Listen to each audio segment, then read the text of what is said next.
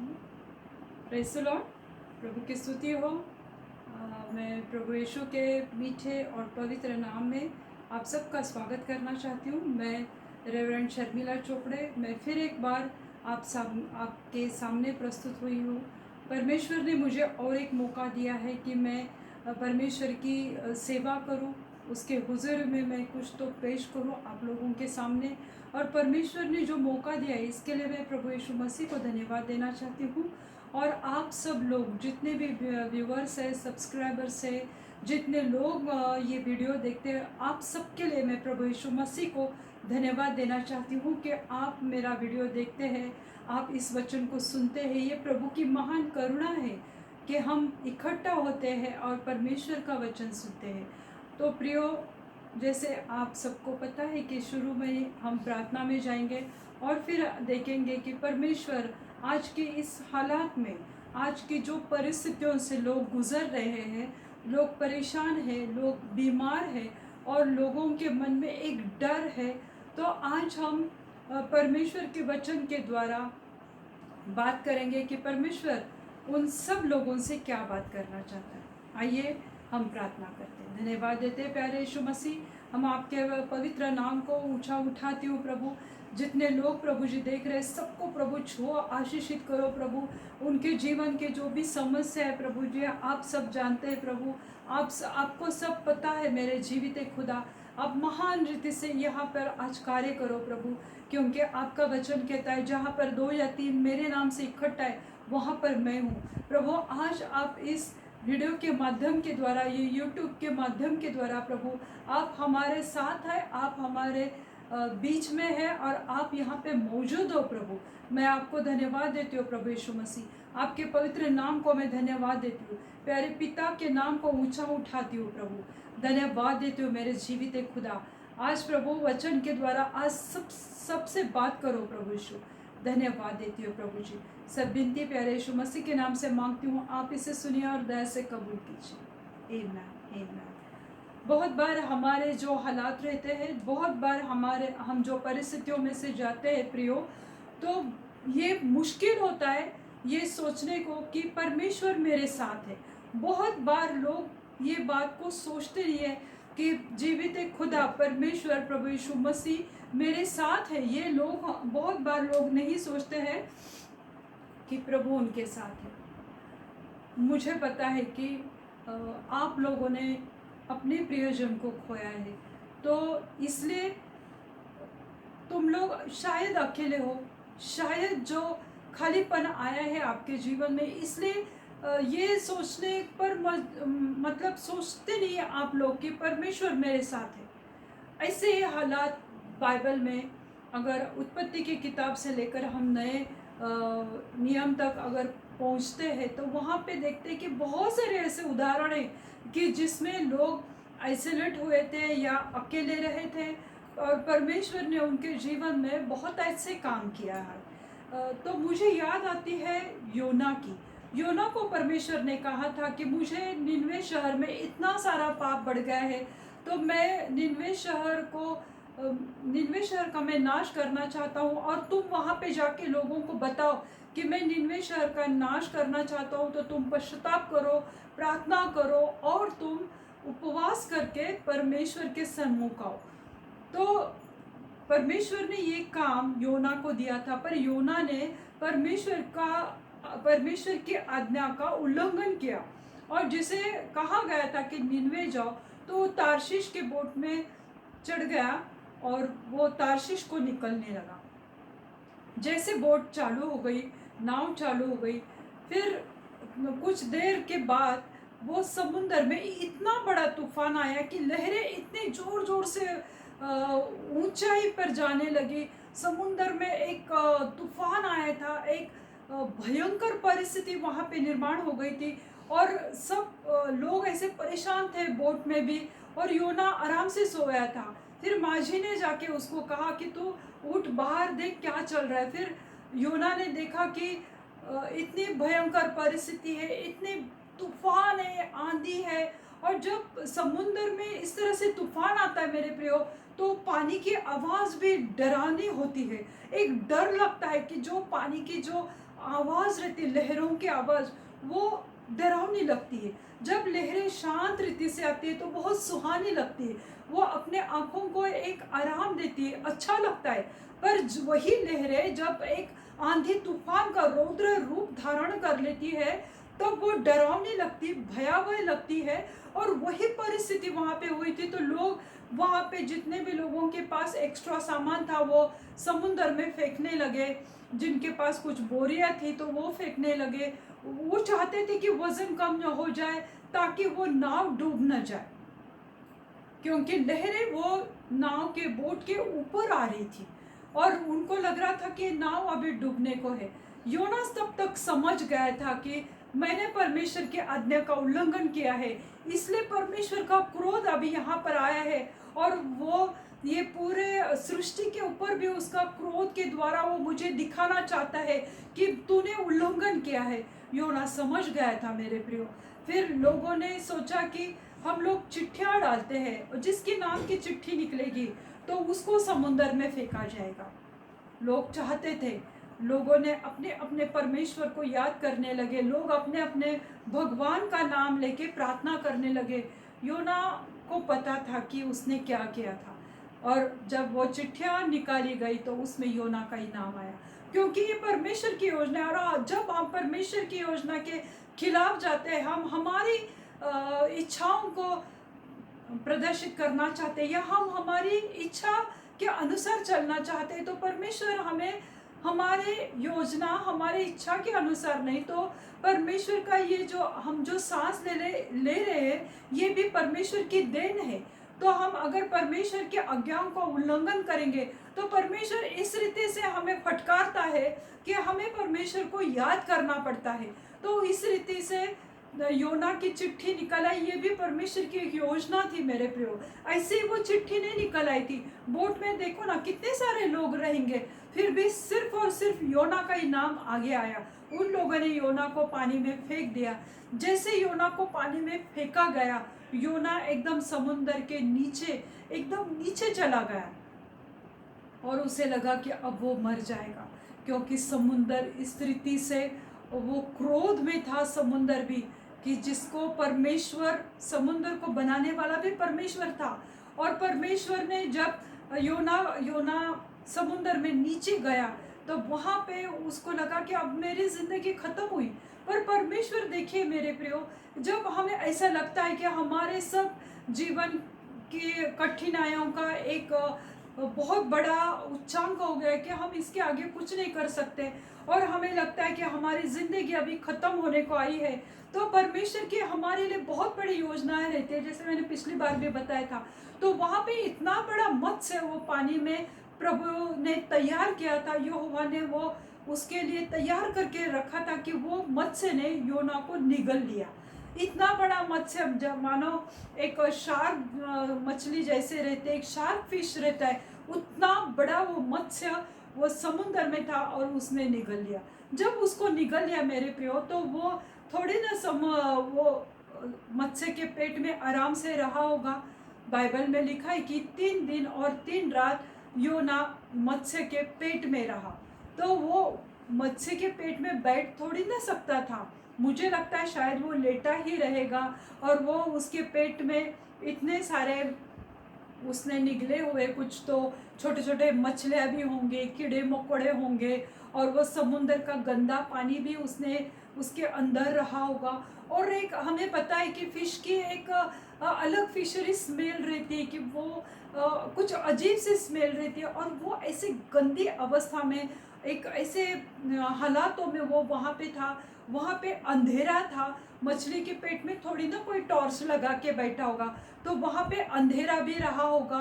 और ऐसे घिनौने हालात में, ऐसे परिस्थिति में वो उसने परमेश्वर को याद किया।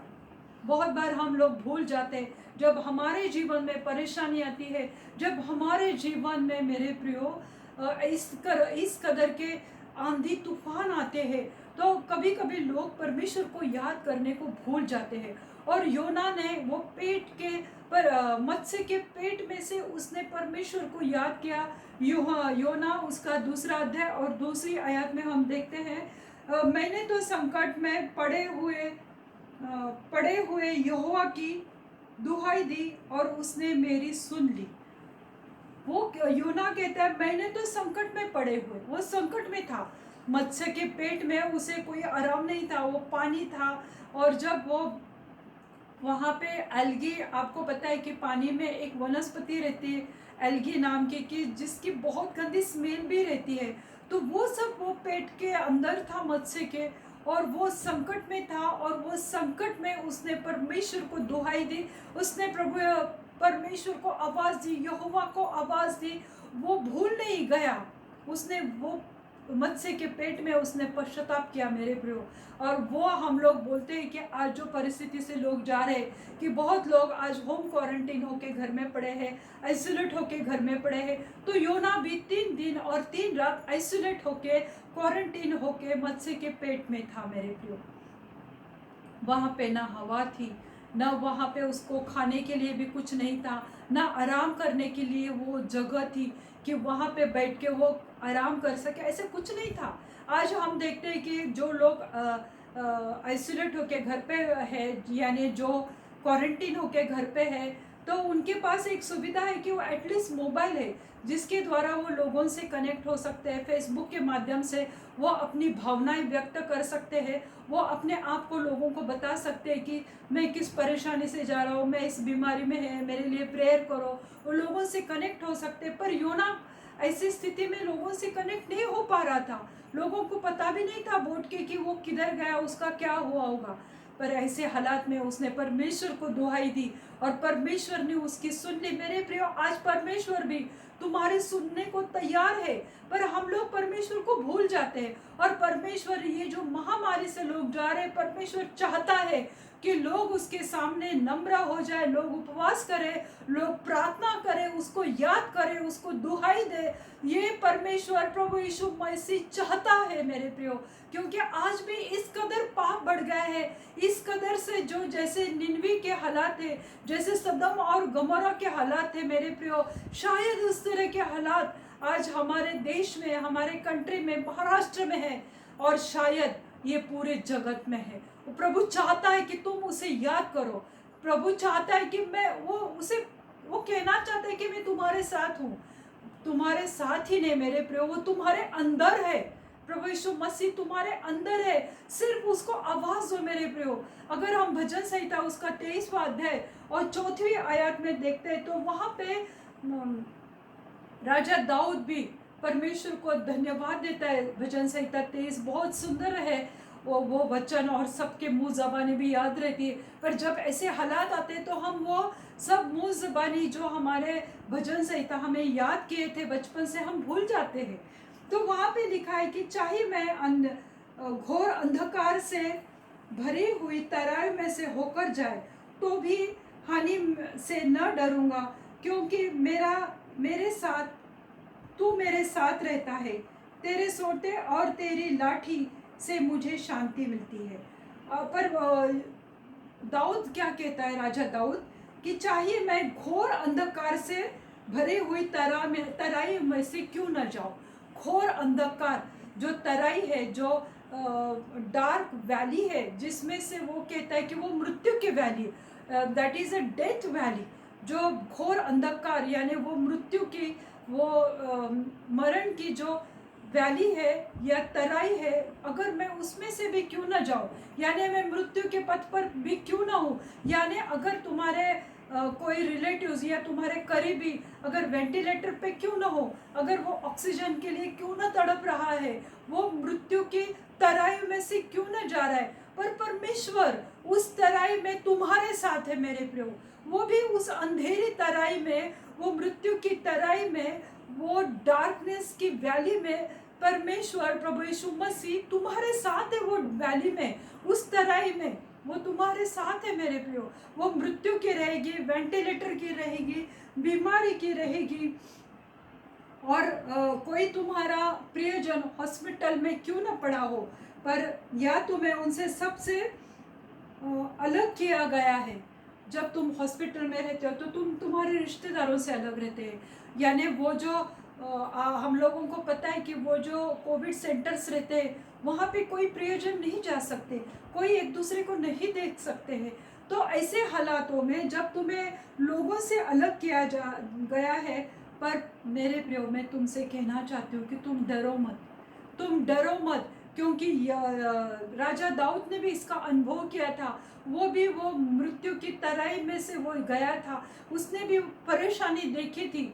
पर वही दाऊद आज हम सबको बता रहा है कि ऐसे हालातों में से मैं क्यों न जाऊं, क्योंकि मैं डरूंगा नहीं, क्योंकि उसे पता था कि यहोवा मेरे साथ है। आज प्रभु यीशु मसीह तुम लोगों के साथ है, वो अंधेरी तराई में वो तुम्हारे साथ है। तो मेरे प्रियो तुम डरो मत, क्योंकि प्रभु परमेश्वर तुम्हारे हालातों में, वेंटिलेटर पे, तुम्हारे आइसोलेशन के हालात में वो तुम्हारे साथ मौजूद है, वो तुम्हारे साथ है मेरे प्रियो। तो आज तुम डरो मत, क्योंकि परमेश्वर प्रभु यीशु मसीह आज तुम्हें छूने वाला है और वो हमें आज़ाद करने वाला परमेश्वर है। तो वो हमें छुड़ाने वाला परमेश्वर है मेरे प्रियो। आज भले तुम बीमार हो और तुम्हें ऐसा लग रहा है कि मैं इसी बीमारी में मैं शायद मेरे घर पे नहीं जा सकूँगा, शायद मैं मेरी फैमिली में नहीं जा सकूँगी, पर आज परमेश्वर कह रहा है, आज प्रभु यीशु मसीह का वचन मेरे प्रियो कह रहा है कि मैं तुम्हें छुड़ाने वाला हूँ। वो मृत्यु की तराई में मैं तुम्हारे साथ हूँ, और उसके ऊपर भी मैं कहना चाहती कि वो तुम्हारे अंदर है। डर को हटा दो मेरे प्रियो। भजन संहिता 34 और उसकी 18वीं आयत में लिखा है, यहोवा टूटे हुए मनों को टूटे हुए मन वालों के समीप रहता है और पीसे हुओं का उद्धार करता है। टूटा हुआ मन आज है मेरे प्रियो। आज मैं आप लोगों से कुछ बातें शेयर करना चाहती हूँ कि आज भी ऐसे कुछ हालात मेरे सोसाइटी में हुए, और आज कोई इंसान इस जग को छोड़ के गया। रोज़ फेसबुक खोलो या जब भी हम देखते व्हाट्सएप पे किसी न किसी की डेथ की खबर आती है, मेरे प्रियो हृदय अंदर से टूट जाता है। हम जब अपने करीबी लोगों को, हमारे दोस्तों को, हमारे रिश्तेदारों को जब हम खो देते मेरे प्रियो, तो मन टूट जाता है मेरे प्रियो। आज भी हम लोग ऐसे हालातों से जा रहे। रोज सुनते हैं मेरे प्रियो, कोई प्रभु का दास गया, कोई प्रभु की सेविका चली गई, मन बहुत बिखर जाता है मेरे प्रियो। पर परमेश्वर का वचन क्या कहता है कि यहोवा टूटे हुए मन वालों के समीप है। आज तुम्हारा मन टूटा हुआ है, आज तुम उदास हो, नाराज हो, निराश हो, क्योंकि तुमने किसी को खोया है। आज तुम्हारे ऊपर, तुम्हारे साथ अच्छी ट्रीटमेंट नहीं मिल रही, शायद कोई अच्छा डॉक्टर नहीं है कि जो इलाज कर रहा है तुम्हारे रिश्तेदारों को। तुम्हारा मन टूटा हुआ है, पर परमेश्वर कहता है कि मैं टूटे हुए मन वालों के साथ है, क्योंकि हम ऐसे हालात में परमेश्वर को याद करते हैं। और आगे वचन में लिखा है, पीसे हुओं का उद्धार करता है। जो हृदय क्रश हुआ है, पीसा हुआ है, उनको वो उद्धार करता है। कभी भी परमेश्वर तुम्हारे इस हालातों में वो आनंद लेने वाला परमेश्वर नहीं है मेरे प्रियो। तो परमेश्वर ऐसे टूटे हुए मन के समीप है और उनको वो आशीषित करना चाहता है। प्रभु तुम्हारे साथ है, प्रभु तुम्हारे नज़दीक है, और प्रभु को तुम्हारे दुखी हृदय के समीप है। परमेश्वर को तुम्हारा दुखी हृदय जो है उसे वो समर्पित करो।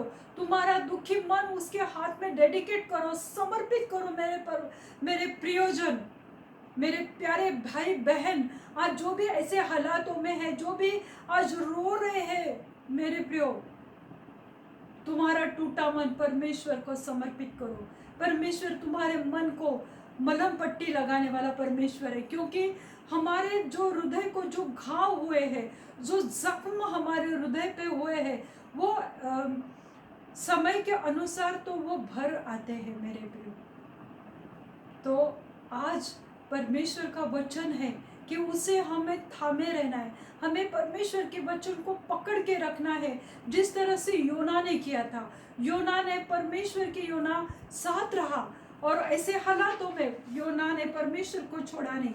अगर योना उसके 2 अध्याय और 7वें वचन में हम देखते हैं, जब मैं मूर्छा खाने लगा, तब मैंने यहोवा को स्मरण किया और मेरी प्रार्थना तेरे पास वरण तेरे पवित्र मंदिर में पहुंच गई। योना कहते हैं कि जब मैं मूर्छा खाने लगा, मतलब जब मैं मरने लगा, जब मुझे चक्कर आने लगी, क्योंकि उसको खाने को भी कुछ नहीं था मेरे प्रियो। ऑक्सीजन, आज लोग चिल्लाते हैं ऑक्सीजन ऑक्सीजन ऑक्सीजन नहीं मिल रहा है। योना को वहां पे ऑक्सीजन मिला था क्या? पर परमेश्वर ने उसे बचा के रखा। उसे ऐसे हालातों में परमेश्वर ने उसे बचा के रखा। वो परमेश्वर को आवाज दे रहा था और वो कह रहा था कि मैं मरने के कगार पे खड़ा हूँ।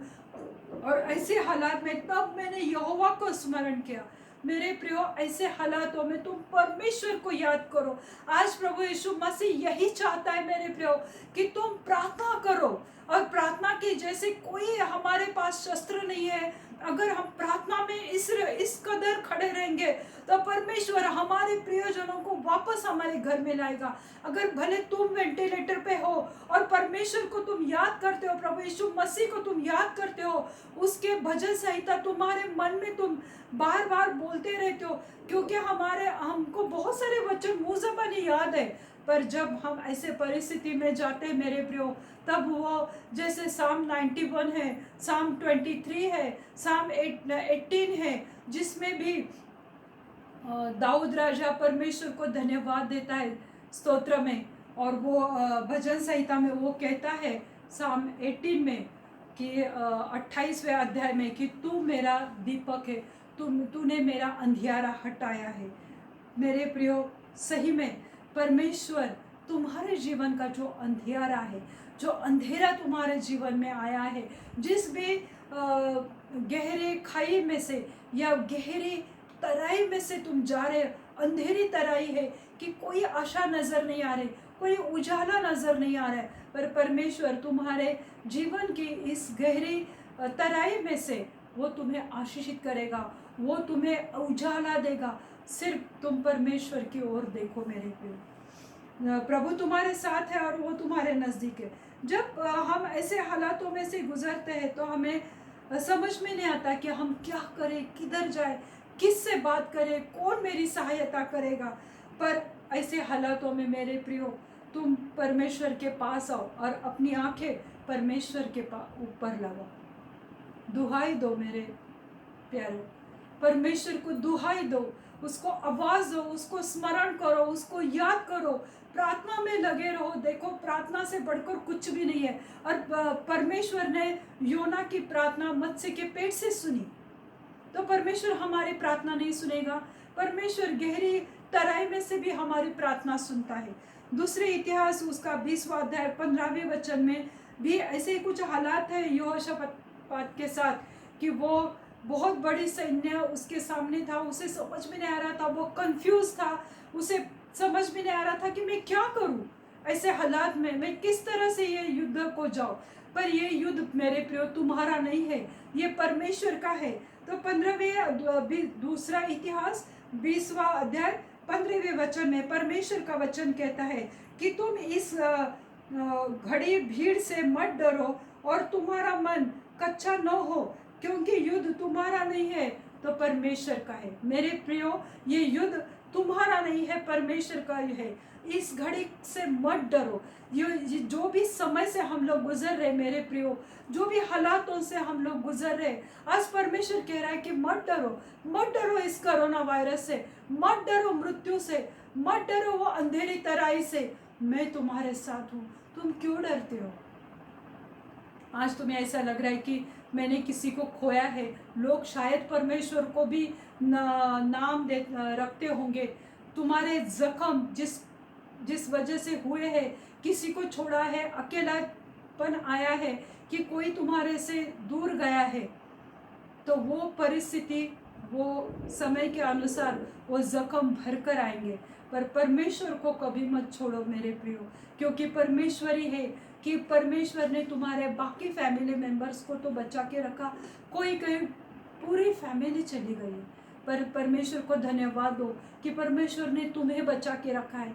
आज तुम्हारे पिताजी को बचा के रखा है, आज तुम्हारे भाई को बचा के रखा है, ताकि वो पूरे फैमिली को संभाल सके। इसलिए परमेश्वर को धन्यवाद दो और डरो मत। जब तुम डरते हो, इसी वजह से बहुत सारे लोगों को हार्ट अटैक आ रहे हैं। परमेश्वर को याद करो, योना की तरह उसने मत्स्य के पेट से परमेश्वर को याद किया, पश्चाताप किया, और परमेश्वर ने निनवे शहर को सब बुराई से, नाश से बचाया, क्योंकि योना वहाँ पे गया।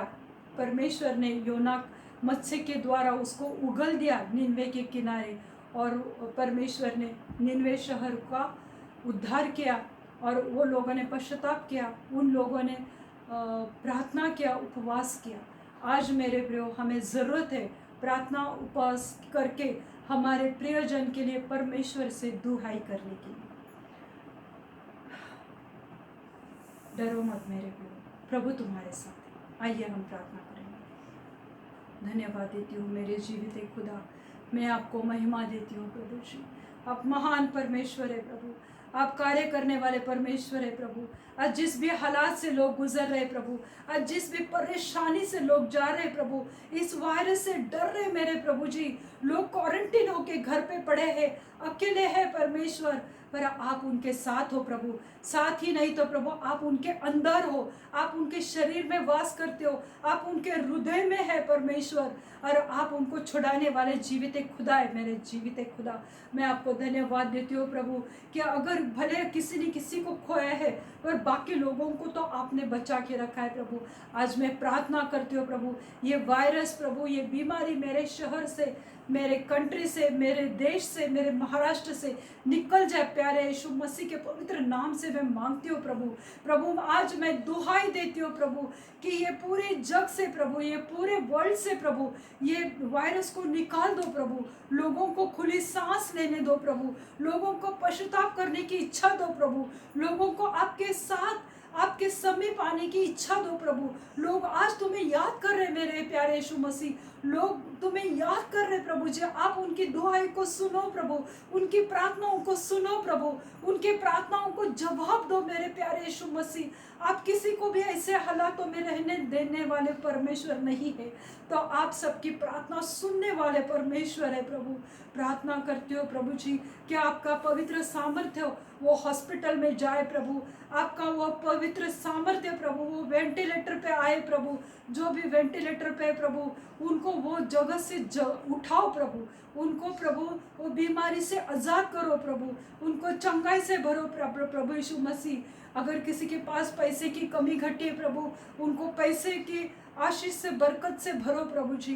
प्रभु प्रार्थना करते हो परमेश्वर, आप टूटे हुए मन को प्रभु, आप उनको कभी तुच्छ नहीं लेते प्रभु, और ना ही प्रभु जी आप टूटे मन को आप कम लेते, तो प्रभु आप उनके समीप रहते हैं प्रभु जी।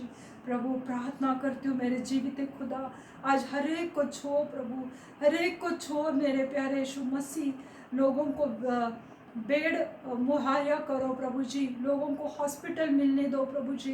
प्रभु प्रार्थना करते हो लोगों को ऑक्सीजन की जो कमी है वो मिलने दो प्रभु जी। आज लोगों को प्रभु जो चीज़ के लिए वो प्रार्थना कर रहे इस समय प्रभु, मेरे साथ जितने लोग जुड़ गए और जितने लोग प्रार्थना कर रहे प्रभु, सबको याद करो, सबकी प्रार्थनाओं को सुनो प्रभु, और सबको आशीषित करो प्रभु। आज बहुत जन ने अपने जॉब खोए प्रभु, आज बहुत जन को 50% कम पेमेंट मिल रहे प्रभु। प्रार्थना करते हो प्रभु, उनको अच्छे जॉब से आशीषित करो प्रभु, अच्छे प्रभु उनको अच्छे पेमेंट से आशीषित करो। बहुत जन के बिजनेस आज बंद पड़े हैं मेरे यीशु मसीह, आज आप कार्य करो प्रभु, और हमारे शहर की प्रभु, हमारी कंट्री की, इस जगत की इकोनॉमी प्रभु आप अच्छे लेवल पे लेकर आओ प्रभु। आज कार्य करो प्रभु जी, आप महान परमेश्वर है प्रभु, आज कार्य करो वो बिजनेस में प्रभु, आप कार्य करो प्रभु जी, वो फैमिलीज में कार्य करो प्रभु, कि जो फैमिली प्रभु आपको याद कर रही है प्रभु जी, जो प्रभु आप उनके जीवन में कार्य करो प्रभु। प्रभु प्रार्थना करते हो प्रभु जी कि जो भी अच्छे लाइफ पार्टनर के लिए ढूंढ रहे प्रभु, उनको आपके पवित्र भंडार से प्रभु अच्छे लाइफ पार्टनर से आशीषित करो प्रभु। जिनके घर में भी डिवोर्स है प्रभु, पति पत्नी में प्रॉब्लम चल रही है, अनबन है प्रभु, वो सब प्रॉब्लम को निकाल दो प्रभु जी। आप उनके जीवन में कार्य करो प्रभु जी। हर एक छोटे बच्चों को मैं स्पेशली प्रेयर करती हूँ, हर एक छोटे बच्चों को प्रभु आपके पवित्र लहू से ढक देती हो प्रभु। कोई वायरस कोई बीमारी बच्चों को छू ना पाए, मेरे जीवित खुदा के नाम से मैं मांगती हूँ प्रभु जी। आप कार्य करो और हर एक छोटे बच्चों को, नौजवान को, बड़े बुजुर्ग को प्रभु आप संभालो, उनको चंगाई दो प्रभु, और उनको प्रभु आपकी शांति से भरो प्रभु। धन्यवाद देती हो प्रभु जी। सब प्रार्थना मेरे जीवित खुदा के नाम से, यीशु मसीह के जलाली नाम से मांगती हूँ प्रभु। आप इसे सुनिए प्रभु। पवित्र पिता, प्यारे यीशु मसीह की सहभागिता, पवित्र आत्मा के साथ और पवित्र आत्मा का आशीष आप सब पे अभी से लेके अंत तक बनाए रखें प्रभु, और आपकी पवित्र आत्मा से हर एक को आशीषित करो प्रभु, हर एक को प्रभु आपकी शांति प्रदान करो प्रभु। Thank you Jesus. आमीन। आप सबको आशीषित करो प्रभु। सब विनती प्यारे यीशु मसीह के नाम से मांगती हूँ। आमीन। अगर आप इस वचन से आशीषित हुए हैं तो आप लाइक कर सकते हैं मेरे यूट्यूब चैनल को, और सब्सक्राइब कर सकते, शेयर कर सकते, ज़्यादा से ज़्यादा लोगों को ये वचन जाने दो। लोग आज डरे हुए और उन्हें इस वचन की ज़रूरत है मेरे लिए। आप सब ने अपना समय दिया, ये वचन को सुना, इसलिए मैं आपको धन्यवाद देना चाहती हूँ। God bless you all. Thank you.